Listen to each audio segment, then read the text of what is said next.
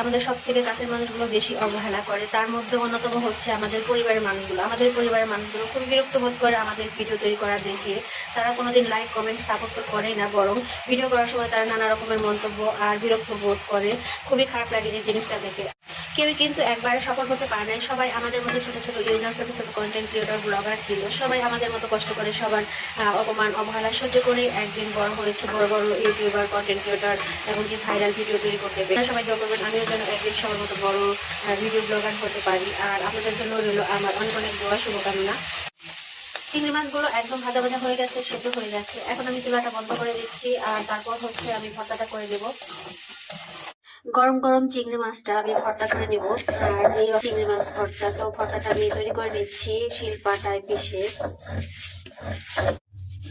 কে support করলো, কে support করলো না, এগুলো নিয়ে এখন আর আমি একটু ভাবি না। যার ভালো লাগবে সাপোর্ট করবে, যার ভালো না লাগবে সে সাপোর্ট না করবে। আমি আমার মতো ভিডিও তৈরি করে যাবো। ফেসবুক যদি কখনো আমাকে মনে করে আমার কন্টেন্ট তাদের ভালো লাগে, তারা আমাকে সফলতা দিবে। আর যদি ভালো না লাগে, তারা আমাকে সফলতা দিবে না।